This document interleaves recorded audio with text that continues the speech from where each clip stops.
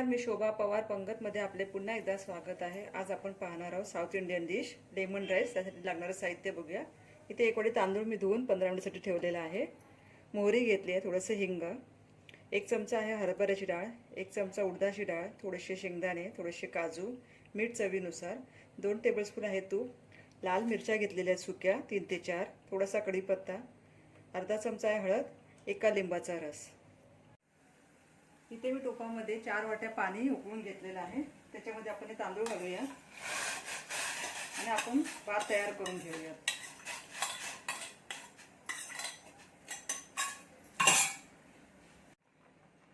आता इथे आपला भात शिजलेला आहे का ते पाहूया। तुम्ही बघू शकता भात शिजलेला आहे। गॅसची फ्लेम बंद करूया।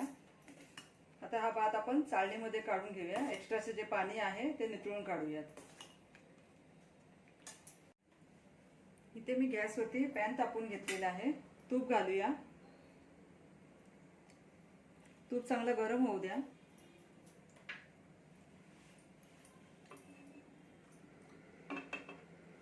मोहरी व हिंग घालूया। इथे मोहरी तडतडली आहे। मिरच्या व कढीपत्ता घालून घेऊया।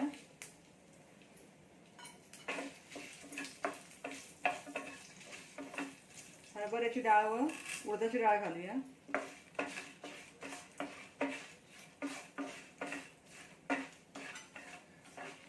लगेचच आपल्याला काजू व शेंगदाणे घालायचे आहेत आणि 2 मिनिटं चांगलं परतून घ्यायचं आहे।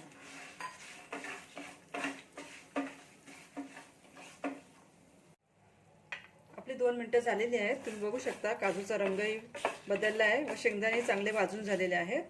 हळद घालूया, मीठ घालूया। आता आपण लगेचच शिजलेला जो भात आहे तो घालून घेऊया।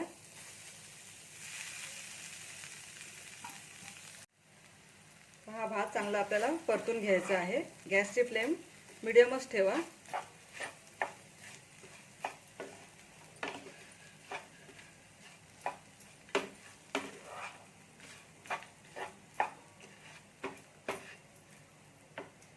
लिंबू रस घालूया।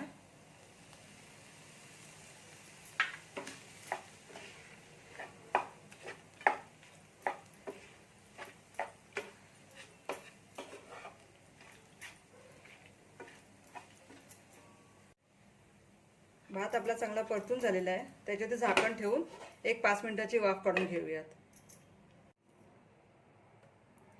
आपली 5 मिनिटं झालेली आहेत। तुम्ही बघू शकता। गॅसची फ्लेम बंद करूया व राईस सर्व करून घेऊयात। लेमन राईस तयार आहे। तुम्ही सुद्धा करून पहा व तुमच्या कमेंट्स मला नक्की कळवा।